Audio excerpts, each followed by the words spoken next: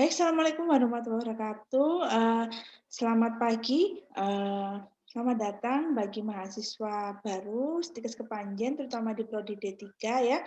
Mungkin saya perkenalkan dulu, nama saya adalah Niluh Diah Ayu Sitadewi. Saya adalah salah satu tim pengajar di Stikes Kepanjen. Ya, di sini saya biasa dipanggil Bu Sita. Di sini saya akan memberikan materi untuk ini ya, fungsi sistem limfatik dan kekebalan tubuh. Nah, karena cukup banyak untuk materi ini, jadi nanti akan saya bagi menjadi 2 video. Yang pertama yaitu fungsi sistem limfatik, dan yang kedua adalah kekebalan tubuh. Yang kekebalan tubuh itu cukup banyak. Nah, saya di sini biasanya berada di Departemen Dasar, Maternitas, Anak, dan Gawat Darurat ya. Baik, begitu saja perkenalannya. Jadi nanti kita setelah beberapa kali jenengan melihat materi di YouTube, silakan nanti kita tetap akan melakukan Zoominar untuk sesi tanya jawab. Jadi jangan khawatir, jenengan nanti setelah saya kasih video, jenengan mungkin kalau ada pertanyaan silahkan di-list dulu. Nanti kemudian kalau jenengan memang ada pertanyaan, nanti kita akan sesuai jadwal, nanti di minggu selanjutnya adalah ada Zoominarnya. Jadi dari beberapa video YouTube yang saya upload dan jenengan baca, nah jenengan lihat, jenengan bisa kalau ada yang kurang jelas atau dipertanyakan, nanti akan saya review lagi di sesi Zoominar, dan silahkan kita ambil sesi tanya jawab di situ. Nah, gitu nggih. Jadi untuk yang pertama adalah di fungsi sistem limfatik. Ini video yang pertama, untuk pertemuan pertama ada 2 video ya. Dan videonya cukup banyak karena memang untuk sistem limfatik dan fungsi kekebalan tubuh itu materinya cukup banyak. Ya. Baik, yang pertama adalah untuk fungsi sistem limfatik. Nah,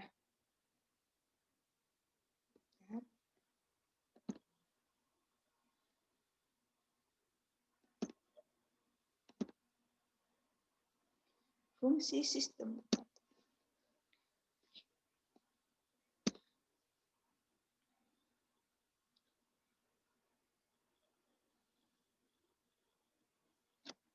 Nah, baik, di sini semoga bisa dilihat gambarnya ya. Nah, untuk PPT-nya, nah fungsi sistem limpatik kemarin jenengan sudah membahas tentang sistem kardiovaskuler, termasuk kardio dan di dalamnya adalah vaskuler. Tentunya jenengan sangat sudah familiar sekali tentang pembuluh darah, oke? Ya.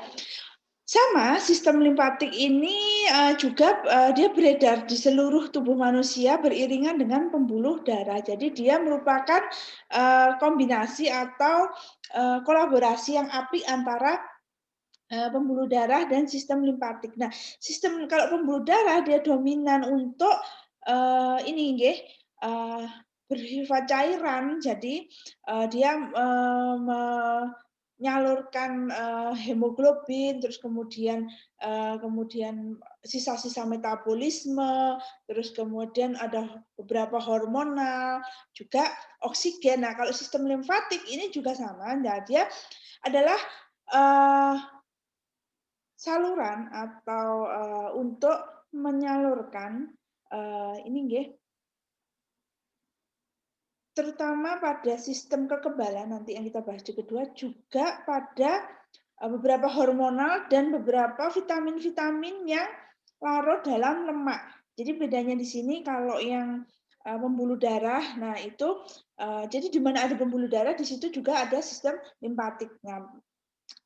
Nah, di situ dia kalau pembuluh darah lebih banyak dominan bukan seluruhnya ya, berarti ya dominan ke cairan, ya. Kalau cairan yang bersifat air yang biasanya bersifat lebih isotonis ya. Nah, kalau yang di limfatik ini dia paling banyak yaitu cairan-cairan yang bersifat lemak. Jadi dia digunakan untuk menyalurkan vitamin-vitamin terutama yang larut dalam lemak. Itu bedanya ya. Nah, tapi semuanya harus berperan dengan apik ya. Jadi di sini untuk sistem limfatik ya. Nah, untuk sistem limfatik ini adalah sistem limfatik gambarannya ya. Jadi ada beberapa. Nah, terdiri dari 5. Ya, jadi mohon diingat-ingat ya, terdiri dari 5, yaitu pembuluh limfa ya, limfa bukan limfa ya, beda, maaf. Limfa ya, atau bisa dibilang kelenjar getah beningnya nanti ya, pembuluh getah beningnya ya. Kenapa? Karena warnanya memang jernih ya, tidak seperti darah. Nah, karena dia banyak lemaknya, dia untuk menyalurkan vitamin-vitamin yang larut dalam lemak, beberapa hormon juga, dan sistem kekebalan tubuh. Pembuluh limfa jadi sama dengan pembuluh darah, dia menyebar di seluruh bagian tubuh dan terutama juga banyak di bagian perifer di situ ya. Terus kemudian nodus limfa ya. Terus kemudian organ limfatik ya. Nodul limfatik sama sel limfatik. Apa bedanya? Nanti kita lihat di keterangan selanjutnya. Nah, kemudian untuk cairan yang terdapat pada pembuluh limfa itu disebut cairan limfa ya. Nah, biasanya lebih banyak dia bersifat jernih atau kekuning-kuningan jernih. Nah, tapi nanti ada yang cairannya seperti susu ada. Nah, saya lanjutkan ya. Nah, sistem limfatik mempunyai fungsi, ada 4 fungsi utamanya di sini yang harus diingat ya. Ini untuk sebagai transportasi kelebihan cairan interstisial ya ke aliran darah. Jadi kalau ada kelebihan cairan di antara ruang antar sel supaya tidak bengkak dan tidak mengganggu proses keseimbangan di dalam cairan, dia akan mengambil melalui kemudian diambil, kemudian akan dimasukkan ke aliran darah untuk kemudian dibawa kemana? Dibuang melalui ginjal atau bisa diserap oleh tubuh kalau memang masih difungsikan. Terus kemudian transportasi diet lipidnya, lemak itu tidak selalu jahat ya, ada lemak baik dan lemak jahat ya, yang ada HDL dan LDL, tetapi semua lemak itu sebetulnya diperlukan, baik yang dikatakan lemak jahat atau lemak baik, yang HDL itu lemak baik, yang LDL itu lemak jahat, orang mengatakan seperti itu, tapi semua lemak itu sangat diperlukan oleh tubuh, terutama untuk sistem pembentukan hormon. Kalau lemak-lemak yang low density, nah itu lipoprotein, nah itu perlu untuk pembentukan hormon steroid. Jadi kalau memang tidak ada lemak jahatnya sama sekali, nah itu juga mengganggu keseimbangan tubuh. Dia akan berbahaya jika jumlahnya melebihi kadar normal. Tetapi kalau dia kurang juga sangat berbahaya. Ini untuk diet lipid ya, transportasi diet lipid. Jadi lemak yang baik LDL maupun HDL itu tetap diperlukan oleh tubuh. Oke. Terus kemudian merupakan tempat limfosit. Limfosit itu apa? Nah, ini nanti yang kita akan bahas di sistem kekebalan tubuh. Nah, limfosit itu adalah salah satu salah satu yang digunakan untuk dalam sistem imun. Nah, ini ya, anggota sistem imun. Nah, terus kemudian meningkatkan respon imun. Nah, maka dari itu kenapa ketika terjadi infeksi pada tubuh kita, ada beberapa kelenjar-kelenjar yang akan membengkak. Kelenjar limpa itu akan lebih cenderung mudah membengkak bila terjadi infeksi yang terjadi sistemik seluruh tubuh maupun lokal. Nah, itu ya. Jadi kenapa nanti kalau umpama mudahnya contohnya mungkin yang pernah punya tonsilitis. Nah, tonsil itu adalah salah satu organ ya, organ limfatik. Nah, ketika jenengan terjadi infeksi, nah yang paling pertama untuk menjaga supaya infeksi itu tidak menyebar adalah ini, dia akan kelihatan bengkak. Nah, itu salah satunya ya. Jadi saya lanjutkan langsung ya. Nah, ini komponen pembuluh limfa. Limfa yang pertama adalah kapiler limfa ya, ini pembuluh kecil yang merupakan tempat pertama dari jaringan limfa, tubulus ya, tubulus yang terdapat sepanjang aliran darah kapiler, kecuali jadi dia beriringan. Jadi di mana ada pembuluh darah, di sebelahnya itu mesti dijajari. Dia merupakan kopel yang sangat solid. Jadi kalau ada infeksi biasanya yang paling sering kalau terjadi penyebaran dari mana? Pembuluh darah dan pembuluh limfa, karena dia solid. Di mana-mana ada si pembuluh darah limfanya juga ada, kecuali pada sumsum tulang merah dan susunan saraf, ya, yang pada belakang sama sumsum tulang yang merah. Nah, itu tidak ada pembuluh darah ini ya, kapiler limfe tidak mendampingi si pembuluh darah. Tapi di tempat lain dia akan selalu nempel terus. Di mana ada kelenjar limfe, di situ di mana ada pembuluh darah, di situ ada kelenjar limfe. Kecuali pada sumsum tulang merah ya sama susunan saraf pusat. Mohon diingat-ingat ya. Oke, saya lanjutkan. Nah, ini ya, mungkin gambarannya seperti ini. Kalau tadi jenengan tidak bisa melihat dari jari saya yang gemuk ya. Jadi bisa dilihat di sini ya, di mana ada pembuluh darah ya, pembuluh darahnya ada 2, vena maupun arteri. Nah, di mana nggak peduli dia darah arteri atau vena ya, kalau pembuluh darah kan bisa ada 2, arteri dan vena. Kalau limfe ini cuma 1, yaitu pembuluh darah limfe. Dimanapun ada pembuluh darah, nggak peduli dia si arteri atau si vena, dia tetap mendampingi kecuali pada 2 bagian tadi, sumsum tulang merah sama ini di sumsum tulang belakang di saraf ya tuh. Ini ya, jadi jenengan bisa melihat gambarannya. Ini adalah vena, arteri ya, yang berwarna merah ini arteri, yang berwarna biru ini adalah vena yang dia kembali ke jantung. Nah, dimanapun mereka berada, sumsum kelenjar limfe ini selalu kapilernya selalu mendampingi pembuluh darah, itu ya. Oke, saya lanjutkan. Nah, ini ya, dia terdiri dari selapis endotelium ya, tetapi membran basalisnya lebih tipis dan diameternya lebih besar ya.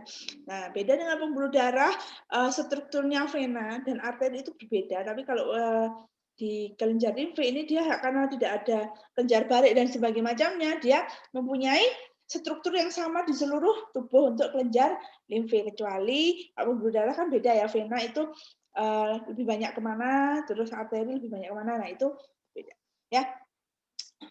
Maaf. Filamennya berbentuk jangkar mengikat sel endotelia ke struktur yang berdekatan ya. Terus kemudian sel endotelia yang overlaps berperan sebagai katup, tetap sama dengan yang punya katup mana yo? Yang punya katup adalah pembuluh darah arteri ya. Arteri, nah seperti itu hampir sama. Jadi endotelia yang overlap yang sedikit, nah itu berfungsi katup. Katup untuk apa? Nah ini bisa berfungsi ketika dia terjadi suatu stresor atau infeksi, dia akan langsung menutup. Umpama jaringan itu terjadi infeksi di area jaringan itu, nah supaya tidak menyebar, dia akan mengalami kontriksi. Nah, katup ini selain fungsinya untuk menutup, juga untuk melokalisir infeksi. Nah, itu ya. Nah, bila tekanan cairan interstisial meningkat, cairan masuk ke kapiler limfe dan sel endotelial akan menutup. Jadi intinya selain untuk melokalisir tadi itu, dia juga untuk mengatur keseimbangan cairan. Jadi jangan sampai yang ke pembuluh darah ya, dari jaringan interstisial tadi yang harus dimasukkan ke pembuluh darah itu meningkat sehingga membebani pembuluh darah. Kalau pembuluh darah terbebani, akhirnya dia masuk ke jantung, akhirnya masuk ke dalam peredaran darah. Nah, itu juga akan berbahaya sekali kalau terlalu overload cairan di jantung. Jadi sebetulnya dalam tubuh itu sudah ada koordinasi yang membuat mengatur keseimbangan apapun, asam basa, cairan itu sudah ada. Kalau kondisi tubuh itu dalam keadaan sehat, nah stresor apapun akan cepat diatasi. Nah, kalau salah satu organ mengalami masalah, itulah yang akan menjadi masalah dan jatuh dalam keadaan yang sakit. Nah, tapi kalau tidak, walaupun kita terjadi stresor pada pembuluh darah atau ada infeksi dan sebagainya macamnya, dia akan bekerja secara otomatis untuk menahan infeksi itu dengan sistem koordinasi tubuh yang sudah ada. Nah, seperti itu. Ini ya, cairan yang sudah masuk tidak bisa dikembalikan ke jaringan lagi. Nah, tapi biasanya memang cairan-cairan ini yang sudah memang benar-benar overload. Nah, kalau overload, dia akan mengganggu kinerja sel-sel dalam jaringan, maka dia akan diboyong sama sel-sel kapiler kelenjar getah bening ini ya untuk dimasukkan ke pembuluh darah ya. Jadi pembuluh darah gimana Bu? Apa disimpan? Terus muter terus enggak. Jadi dia akan masuk ke ginjal, kemudian kalau memang dia tidak diperlukan dia akan dibuang. Nah, itu prosesnya kalau terjadi kelebihan cairan di interstisial. Beda kalau di dalam di sel dan lain-lainnya itu mekanismenya beda. Ini khusus di interstisial. Oke, saya lanjutkan. Nah, ini ya. Ini Mbak tadi ada katopnya, mungkin bisa dilihat ya tadi. Ya, ini. Nah, dia seperti jalan buntu, memang seperti ini khusus pada ini ya endotelium ini. Nah, ini interstitial fluid ya. Jadi yang ada di antara sel ya. Kalau dia mengalami kelebihan kondisi seperti apa? Nanti akan kita bahas di pertemuan KMB nanti di semester selanjutnya. Yang penting jenengan tahu kalau yang di interstitial itu adalah ruang antar sel. Nah, itu harus jelas keseimbangannya. Kalau dia sampai terjadi ketidakseimbangan, maka yang pertama melakukan yang memboyong cairan itu adalah ini apa? Kelenjar limfa ini ya. Nah, ini opening, jadi ini ada tutupnya, jadi dia tidak diserap seperti pembuluh darah, tapi dia ada buka tutupnya ya. Kemudian dia akan disedot, kemudian langsung dikeluarkan, langsung di sebelahnya ada pembuluh darah, ditransfer ke pembuluh darah akan disebarkan melalui tubuh, masuk ginjal, kemudian akan dibuang kalau dia tidak diperlukan lagi. Oke. Nah, ini ya. Ini bagian-bagian yang spesial. Seperti tadi ya, ada pembuluh darah yang selalu bergandengan dengan kelenjar getah bening. Sama getah bening, tapi ada dua bagian yang tidak didampingi. Nah, itu mohon diingat-ingat apa aja ya. Pada usus halus, ya karena kenapa kok usus halus ini spesial banget? Karena dia menyerap vitamin. Terus kemudian dia di situ juga mendetoksikasi kalau ada bakteri. Terus di situ ada beberapa ini ya proses-proses pencernaan makanan dari mikronutrien ya. Jadi kenapa dia harus banyak sekali kelenjar limfatiknya karena ada beberapa hormon dan sebagainya macamnya yang harus turut serta di situ ya. Ini dinamakan laktel ya. Gunanya untuk mengangkut cairan interstisial, lipid ya. Lipid itu lemak ya, lemak ya. Terus kemudian mengangkut vitamin yang larut dalam lemak. ADEK ya, ADEK. Nah, itu adalah lemak-lemak adalah vitamin-vitamin. Nah, itu dia jalan-jalan ke tubuh lewat kelenjar ini limfatik ya. Kalau yang tidak larut dalam lemak itu dia melalui pembuluh darah ya, pembuluh darah yang banyak mengandung cairan isotonik. Nah, isotonis maksud saya. Nah, sedangkan yang untuk AD itu lebih banyak ke kelenjar limfatik seperti itu ya. Limfa pada trunkus ini, nah tadi ya saya katakan limfa itu biasanya jernih ya, seperti air mengalir sampai jauh aqua gitu ya, bersih tapi terus kemudian paling tidak boleh sampai keruh ya. Nah, kalau keruh berarti ada infeksi. Nah, kecuali pada spesial ini ya, pada laktel ini trunkus ini seperti susu disebut cyclic ya. Cyclic ya. Nah, itu tadi untuk kapiler limfe ya. Kita masuk ke pembuluh limfa ya. Ini ya, jadi seperti semuanya harus ada muaranya ya supaya tidak terjadi kegalauan yang hakiki ya. Jadi di sini pembuluh limfe ini adalah merupakan muaranya kapiler limfe. Jadi yang kecil-kecil itu harus punya tambatan ya, tambatan pembuluh ya, bukan tambatan hati ya. Ini dia mempunyai vena kecil, menyerupai mohon maaf, vena kecil yang terdiri dari 3 lapis, menyerupai loh ya.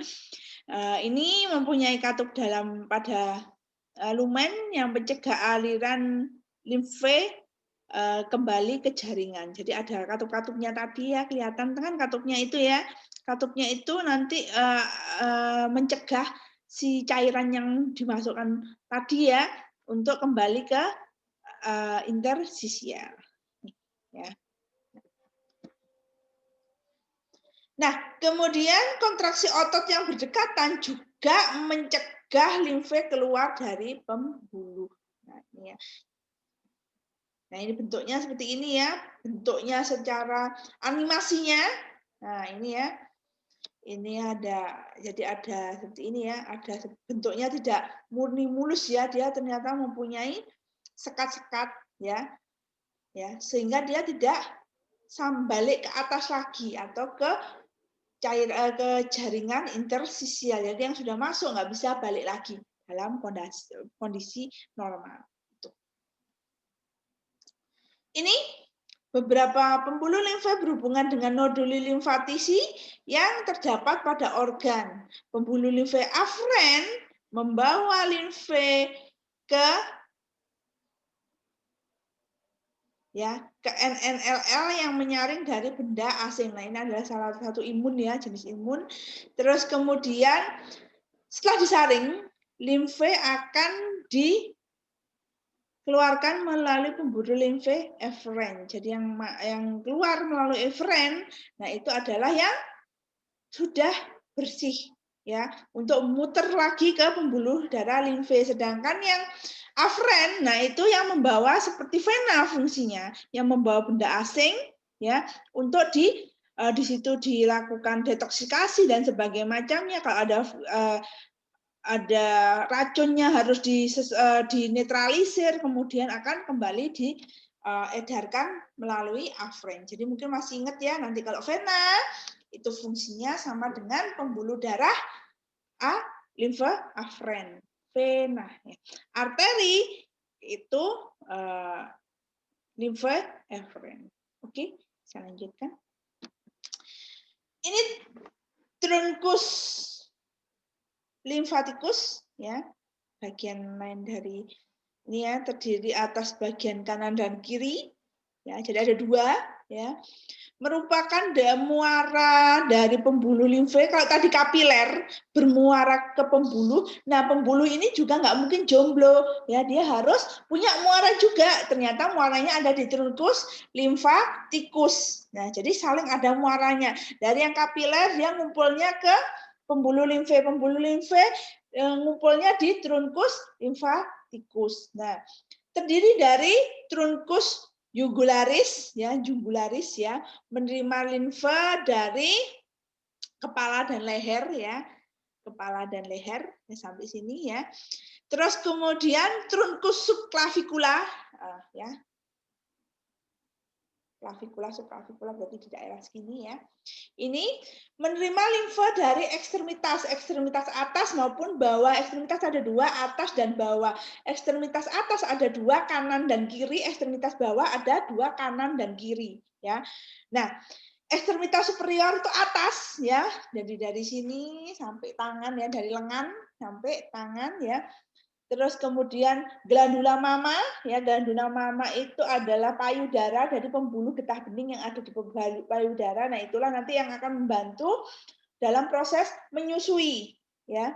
Terus kemudian dinding toraks, dindingnya ya, dinding torak itu dada ya, sama dinding toraks superficialis ya.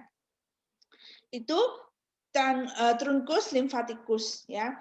Terus kemudian ada truncus bronchomediatinalis. Bronchomediatinalis ya, ini menerima limfa dari struktur torak yang dalam. Jadi yang bagian depan sendiri, leher atas. Jadi ada sub-subnya sendiri. Nanti ada gambarnya di belakang ada. Jadi ada mentol-mentolnya itu di bagian sini sendiri. Jadi nggak campur rata. Jadi nggak yang kepala, leher pindah ke torak dalam. Nah itu nggak ada anunya sendiri. Untuk apa? Untuk itu lebih mudah untuk dia mencegah infeksi, dan ketika proses autoimun dia lebih cepat karena dia sudah punya pos-posnya sendiri ya.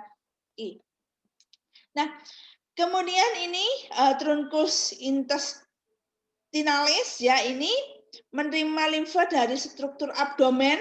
Nah, ini termasuk di dalamnya tadi yang khusus ya, karena di abdomen itu banyak pencernaan makanan, baik yang makronutrien maupun mikronutrien, terutama mikronutrien ini membutuhkan untuk diberedarkan dalam tubuh, terutama vitamin-vitamin itu ada yang khusus vitamin yang larut dalam air, dia masuk pembuluh darah, sedangkan larut dalam lemak dia masuk dalam pembuluh getah bening atau limfe itu ya. Jadi nggak masuk semua. Jadi ada yang getah bening masuk mana, yang mikronutrien yang lebih dia larut dalam air dia masuk pembuluh darah ya, sedangkan yang untuk dia yang tidak larut dalam air dia larutnya dalam lemak dia masuk pembuluh ini kapiler limfanya gitu ya. Oke. Terus kemudian trunkus lumbalis. Nah ini trunkus lumbalis ini selain dia ada dia juga cukup banyak karena nanti berhubungan dengan reproduksi ya, hormonal, terus dia bersifat sebagai katalis dan sebagainya macamnya. Nah itu di intestinal sama lumbalis ini fungsinya juga sangat banyak ya. Nah ini ya tadi gambarannya jenengan bisa lihat ya, ini tidak ditampakkan yang pembuluh darahnya, tetapi kalau jenengan lihat gambar yang asli yang anatomis full ya antar pembuluh darah dan limfe itu biasanya dia akan saling berhubungan jejeri, kecuali di dua bagian tadi ya, yang untuk di tulang belakang, susunan saraf tulang belakang sama ini apa sumsum yang merah. Oke. Nah, ini ya. Nah, di sini bisa lihat kelenjarnya ini khusus limfe ya, ada diafragma ada sendiri ya, ini interior vena cava. Nah, ini ya, ada vena cava. Nah, ini pembuluh darah selalu berdampingan walaupun nggak harus jejer nempel kayak perangko, tapi di mana ada pembuluh darah, di situ ada kelenjar limfe. Jadi kalau ada infeksi, paling cepat menyebarnya dari mana? Pembuluh darah dan kelenjar limfe. Yang paling cepat di mana, Bu? Di kelenjar limfe. Itu ya. Ini duktus atau saluran limfatikus. Kalau jenengan nanti membahas tentang duktus, ini bukan hanya punya limfatikus, nanti jenengan akan ketemu bahasa-bahasa duktus itu adalah punyanya dia saluran, artinya saluran ya. Ini merupakan muaranya dari trunkus limfatikus, jadi saling bermuara ya. Tadi gambarnya kan kelihatannya yang kapilernya bermuara pada ini bermuara lagi. Jadi sistemnya seperti itu ya, saling bermuara dan memuarakan diri. Ya, ini fungsinya untuk mengembalikan limfe ke sirkulasi vena otomatis yang sudah disaring. Jadi dia sudah dalam keadaan bersih dan berfungsi untuk memberikan fungsi yang maksimal, bukan yang sudah mengalami masalah. Ya, ini. Terus kemudian terdiri dari ductus limfaticus dextra, ya, dextra itu kanan, sinistra itu kiri, ya. Lokasinya dekat klavikula, klavikula ini ya, tulang yang ini ya, menonjol ini, ya. Terus kemudian bermuara ke pertemuan vena subclavikula ya, dextra subclavikula dextra dan vena jugularis V itu vena ya, jugularis interna dextra ya. Kemudian menerima limfe dari trunkus limfatikus leher dan kepala ya. Contohnya superior kanan dan bagian kanan toraks. Nah, ini ya. Ini areanya ya, ini bisa dilihat area drainase right lymphatic duct. Nah, itu hanya sebagian. Jadi ada klasternya sendiri-sendiri, nggak rotol, digebyah ya satu. Ya. Ini ductus thoralis, thoracikus ya. Panjangnya ini antara 37,5 sampai 35 cm. Basisnya terletak pada bagian anterior vertikal ya. Lumbalis 2 dan dinamakan cisterna sili yang menimpa limfe dari trunkus lumbalis ya, dari belakang sama usus halus. Ingat yang usus halus itu ada khususnya ya.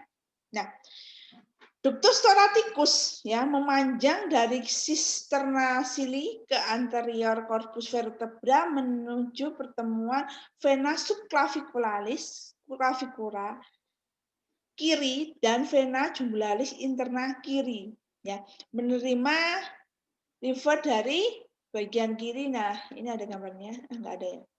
Menerima limfa dari bagian kiri leher dan kepala, bagian kiri. Kalau tadi semuanya di kanan ya, ini kanan ya. Nah, kalau yang ini lebih ini ya, lebih banyak yang ini yang, nah ini ya, yang kanan itu lebih sedikit. Ini gambarnya kanan ya. Kalau kita kan ada gambar dari hadap kita ya, berarti yang sebelah kanan adalah yang sebelah sana. Jadi terbalik dari kita ya. Nah, yang kiri lebih banyak dia ternyata. Dia kalau yang kanan cuma ada 2 ya, dari truncus lumbalis sama usus halus. Nah, yang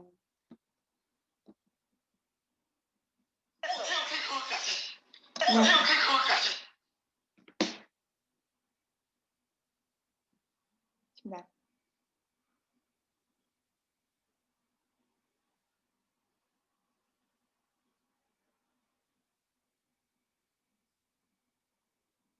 Nah, ini ya, saya lanjutkan. Ini yang untuk sebelah kiri atau sinistra, ya, bagian kiri leher dan kepala, sebelah kiri, ya, sebelah kiri berarti sebelah kiri kalau saya di sini, kalau dengan sana, ya ini karena ya sebelah kiri pokoknya ya. Terus kemudian ini bagian kiri ekstremitas bagian kiri ya. Terus kemudian toraks sebelah kiri sama bagian tubuh inferior diafragma. Nah, ini. Nah, ini nodul ya. Nodul limfatik ya.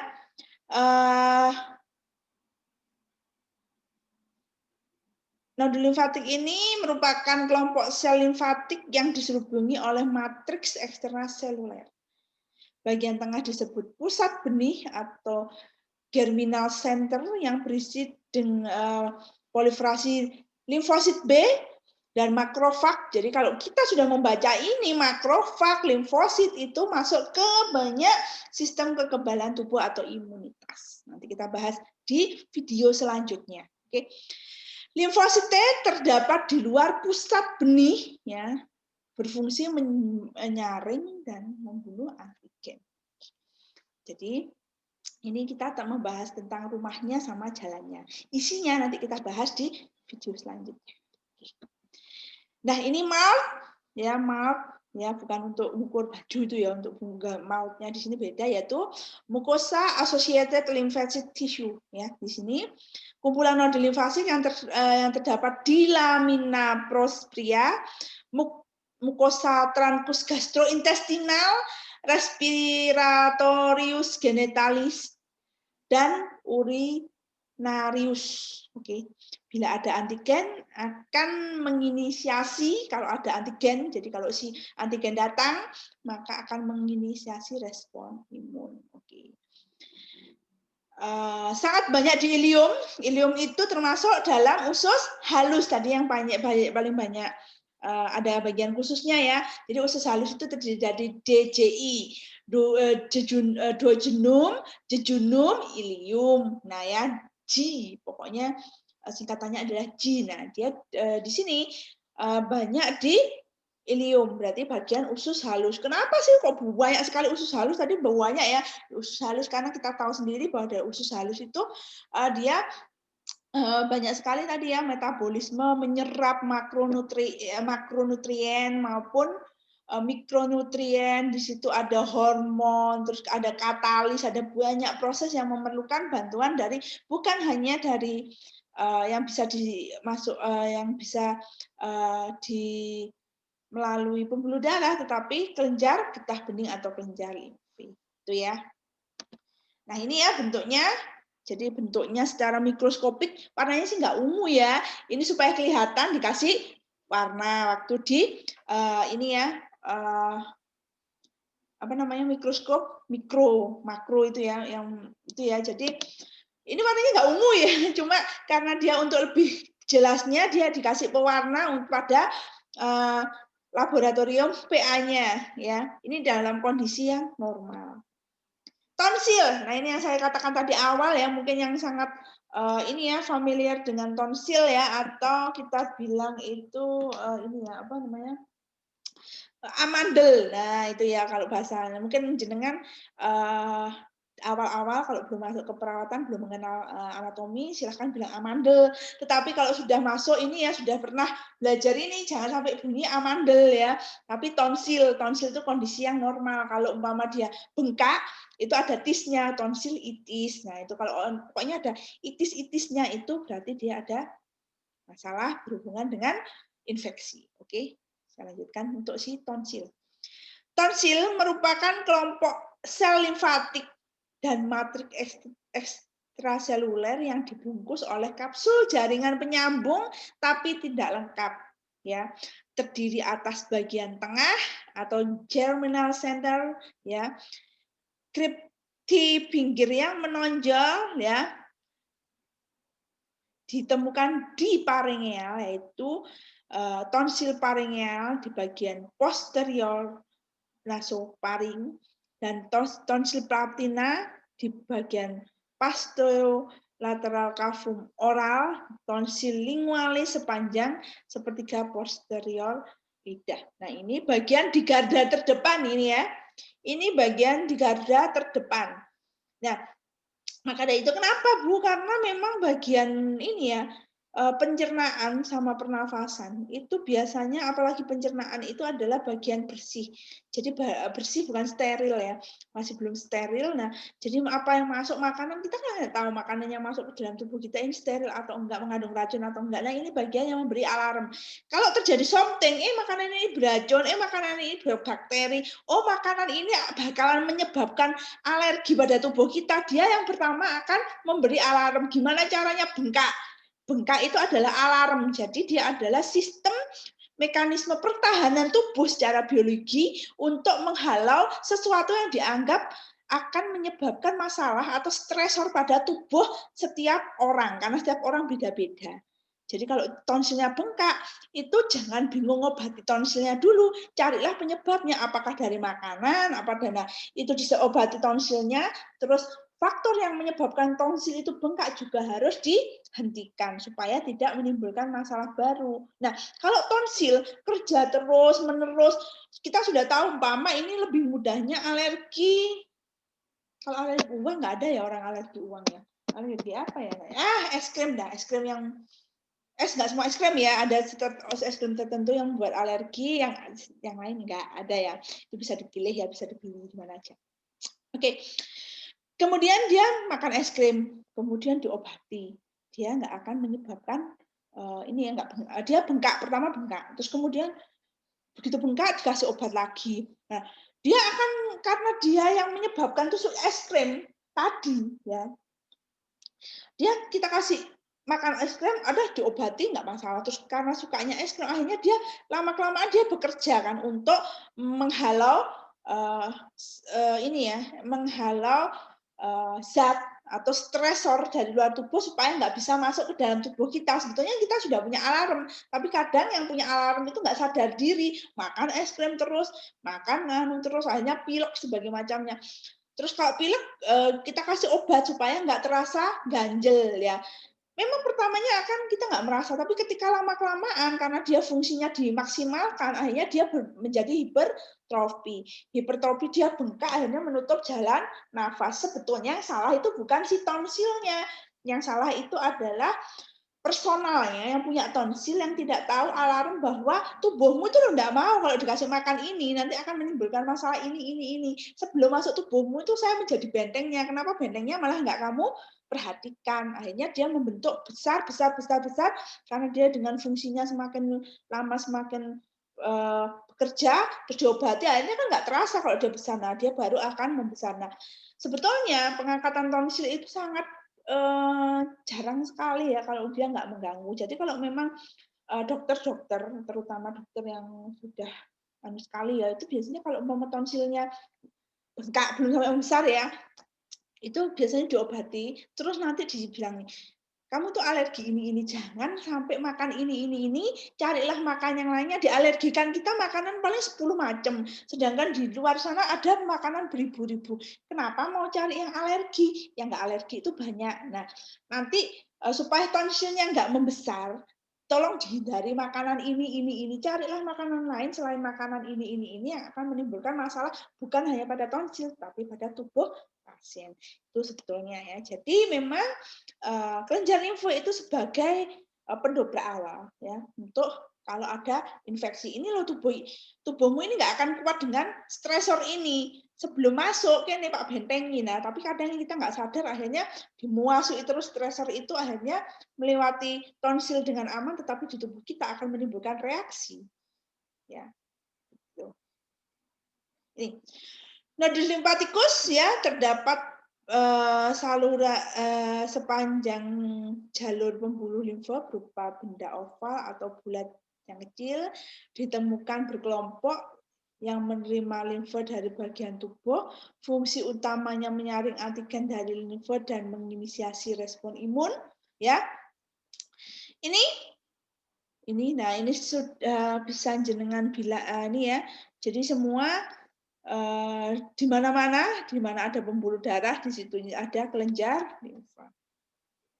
Nah, terdiri dari korteks, medula, dan vas afferent. Ini ya.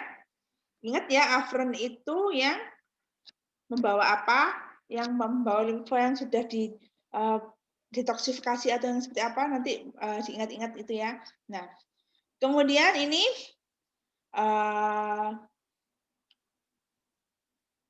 bagian dari nodus ya. Jadi nodus itu bentuknya biasanya berupa bulat-bulat nodul ya, bulat-bulatnya itu isinya adalah ini ya. Jadi di sini ada di korteks. Korteks itu bagian kulit depan, korteks itu bagian kulit depan, intinya ada di sini ada lymphatic nodule, germinasi center, sama cortical sinus ya. Itu untuk isinya korteks. Kemudian dia juga muara ya. Untuk modularnya isinya ini ya diperkecil. Nah ini sekali lagi warnanya nggak ungu, ini animasi ya. Gambaran yang ungu. Kalau jenengan lihat gambar ungu biru itu bukan gambarnya. Oh Bu, badannya berarti biru semua Bu. Selesainya kok biru enggak. Jadi itu adalah gambaran dia diberi pewarna oleh PA ya untuk supaya di gambaran mikroskopisnya itu kelihatan itu ya. Oke. Nih. Ini medulanya ya, isinya ada medullary sinus sama medullary cord. Nah, ini ya. Nah, ini timus ya.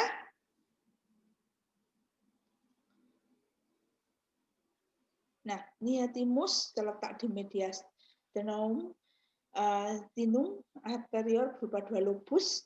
Pada bayi dan anak, timus agak besar sampai ke mediastinum superior. Ya, timus terus berkembang sampai pubertas mencapai usia berat 30 sampai 50 gram, kemudian mengalami regresi dan digantikan oleh jaringan lemak. Pada orang dewasa, timus mengalami atrofi dan hampir tidak berfungsi. Kenapa Bu? Digantikan oleh kelenjar lain. Ya. Hampir tidak berfungsi ya, bukan tidak berfungsi ya. Pada kondisi-kondisi tertentu dia akan mengalami dia akan bangun tidur. Jadi seperti ini apa namanya gunung berapi selama dia sudah mencapai puncaknya ya sudah dia nggak akan dia tetap ada tetapi tidak maksimal fungsinya. Dia kapan mau bangun? Kalau terjadi infeksi pada tubuh. Nah, maka dari itu kalau timus membesar, nah itu perlu harus diwaspadai. Kenapa? Karena kemungkinan ada proses infeksi dalam tubuh. Nggak tahu proses infeksinya itu dia menimbulkan gejala atau tidak, tapi timus seperti timus, terus kemudian tonsil itu merupakan alarm pertama yang harus kita waspadai setiap pergerakan dan perubahannya. Ini ya, kelenjar timus di situ ya, jadi fungsinya tidak maksimal ya, nanti akan mengecil sendiri ya ketika dia semakin dewasa, tetapi kemungkinan dia akan bangun tidur pada kondisi itu. Limpa, ya ini tadi saya limpa maklum habis dari masakan Padang. Ini ya, limpa ini atau spleen ya, ini terletak dia berada di abdomen ya sebelah kiri. Kalau di kanan itu ada hati, jadi dia kopel ya, ada hati, ada limpa. Jadi sebelah kanan ada hati, sebelah kiri ada limpa. Jejer tapi nggak nempel ya. Terletak di kuadran atas kiri abdomen ya. Di inferior diafragma yang memanjang dari iga 9 sampai ke 11. Kalau dia normal, dia tidak teraba, ya teraba dia kalau dipalpasi tidak teraba, dan kalau umpama bentuknya kelihatan itu licin, tajam, dan pinggir-pinggirannya itu tajam. Ya, tajam bukan seperti silet gitu, maksudnya bentuknya tajam, tapi kalau kita pegang nggak bakal nyokrok gitu, enggak maksudnya gitu ya. Terletak di lateralis ginjal dan postlateral gaster. Ya. Bagian postlateral disebut permukaan diafragmatik dan bagian arteromedial berisi hilus, di mana arteri, vena, dan nervus itu adalah sel-sel saraf ya. Jadi dia di situ ada pembuluh darah, arteri, vena, nervus, masuk keluar melalui hilus ini ya. Yang menyuplai limfa adalah arteri spleniscus ya, ini yang menyuplai limfa, pembuluh darah. Kalau kita sudah bilang arteri vena, otomatis ke pembuluh darah. Nah ini ya, ini dia berada di situ dengan banyak. Kenapa kok banyak sekali pembuluh darah di situ? Oke, karena dia berfungsi untuk menyaring pembuluh darah eritrosit yang sudah rusak. Ingat ya, mungkin pada kardiovaskuler kemarin isinya vaskuler itu ada darah. Nah, darah itu usianya 100 hari, ya. 100 hari. Nah, kalau dia sudah rusak, ya, dia sudah sepuh, ya, dan tidak bisa difungsikan supaya dia tidak rusak di dalam tubuh, maka dia dihancurkan di kelenjar di limfe ini. Jadi maka dari itu tempatnya ini kok ininya meliuk-liuk. Nah, di situ untuk merusak sel darah merah yang sudah rusak.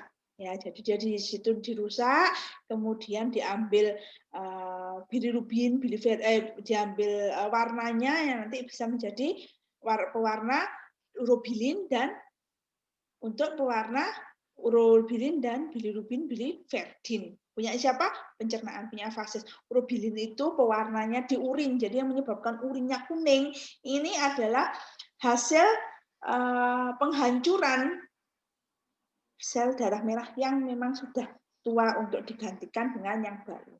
Jadi kayak uang gitu, uangnya remek ya, bentuknya bukan uang digital ini ya, uang kertas tuh, kartal tuh ya. Nah itu kalau sudah rusak, udah diambil, ditarik, yang bagian narik itu si limpa kalau gampangnya ya.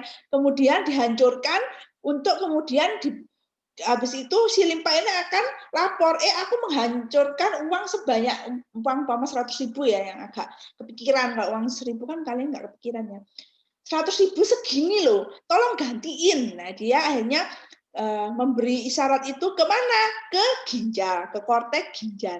Setelah dia memberi isyarat ke korteks ginjal, di korteks ginjal itu ada namanya eritropoietin. Sama si limpa itu baru dihancurin segini loh.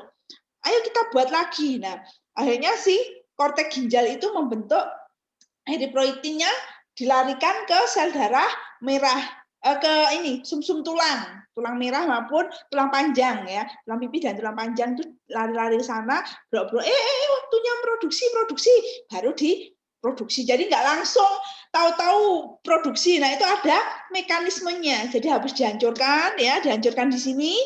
Kemudian itu mekanisme yang pertama untuk penghancuran yang normal. Nanti ada yang karena aneminya ada lagi sendiri ya.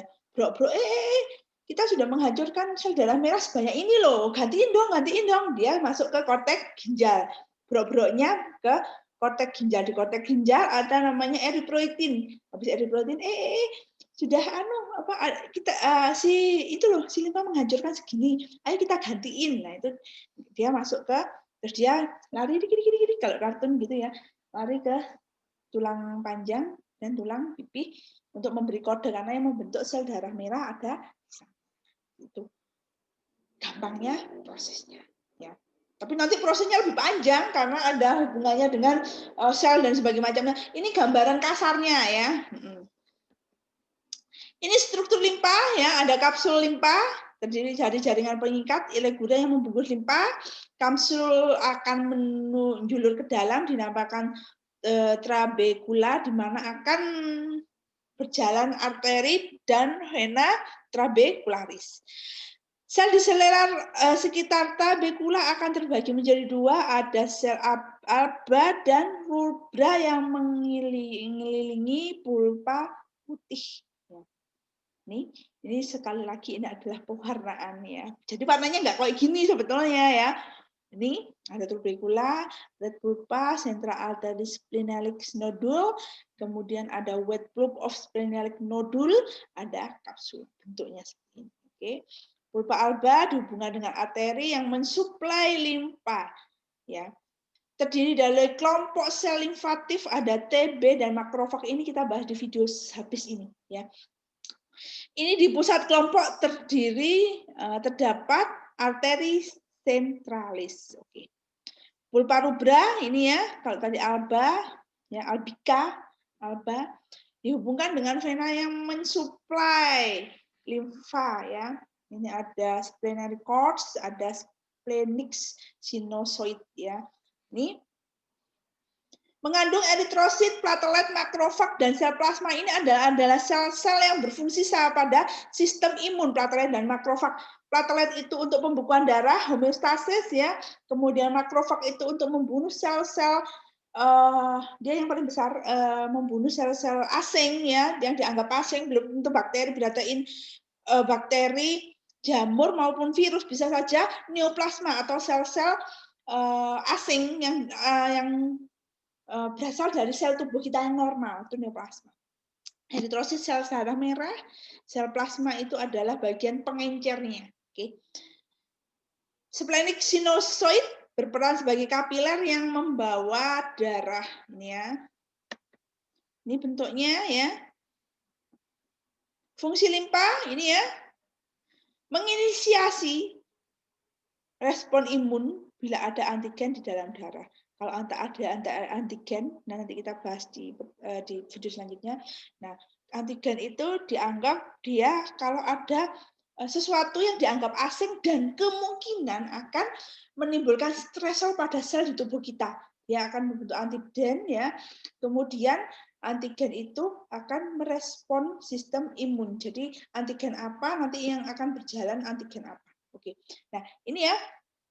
Reservoir atau penerima eritrosit dan platelet. Eritrosit itu sel darah merah, platelet itu berfungsi pada homeostasis, yaitu juga sistem pembekuan darah kalau ada luka. Memfagositosit eritrosit dan platelet yang defektif. Jadi kalau umpama eritrosit dan plateletnya itu sudah rusak, ya itu dia yang menghancurkan. Ya. Rusak atau tidak berfungsi dengan baik ya, daripada dia mengganggu sistem di dalam tubuh, dia akan dihancurkan, proteinnya dimakan lagi untuk digunakan lagi, sisa-sisanya dibuang, zat-zat yang masih bisa digunakan akan digunakan. Gitu. Fagosit bakteri dan benda asing lain. Nah ini maka dari itu nanti sistem limpa itu sangat terikat kuat dengan sistem imun. Jadi jenengan paling tidak ini ada rumahnya, rumah tempat produksinya. Nanti yang di video kedua kita akan membahas tentang isinya. Nah ini ya, jadi ini bentuknya nodul-nodul ini yang seperti bulat-bulat itu. Itu apa Bu? Bulat-bulat atau masalah kelainan atau enggak? Jadi dia adalah muara, nodul-nodul, muara-muara dari kapiler-kapiler. Oke, sampai sini ada yang perlu didiskusikan? Oh enggak ya, enggak ada ya. Jadi kita ini hanya materi. Oke. Baik, ini untuk sistem limpatik ya, monggo diperhatikan ya. Jadi kalau ada yang kurang paham, nanti silahkan di ini ya, ditulis nanti di sesi Zoominar ya, Zoominarnya nanti sesuai jadwal. Jadi nanti saya akan memberikan 2 atau 3 video, kemudian pada sesi di Zoominar akan saya slide-nya akan saya review kembali sebentar. Nanti silahkan Anda memberikan tanya jawab. Jadi silahkan dibaca dulu PPT-nya, nanti saya bagikan melalui Mas siapa tadi koordinatornya, kemudian untuk YouTube-nya, videonya ini monggo jenengan tonton ya, nanti akan saya upload jadi 2 ya, di Google Classroom kalau nggak salah, sama di YouTube. Kenapa saya ambil 2? Karena jenengan menggunakan ini apa untuk memaksimalkan ini dari pemerintah itu apa namanya? Paketan data. Nah, kalau jenengan YouTube, jenengan kan paket datanya nggak bisa dipakai. Kalau nonton di Google Classroom bisa dipakai. Makanya itu nanti akan saya upload di 2, di Google Classroom dan di YouTube ya. Monggo seperti itu ya. Baik, saya akhiri untuk pertemuan kali ini ya. Nanti akan langsung sih pertemuan hari ini ada 2 video ya. Terima kasih atas kerjasamanya, perhatiannya, dan kalau memang ada yang perlu ditanyakan, silahkan disimpan dulu nanti ketika sesi Zoominar itu memang saya gunakan khusus sesi tanya jawab. Oke, terima kasih perhatiannya. Assalamualaikum warahmatullahi wabarakatuh.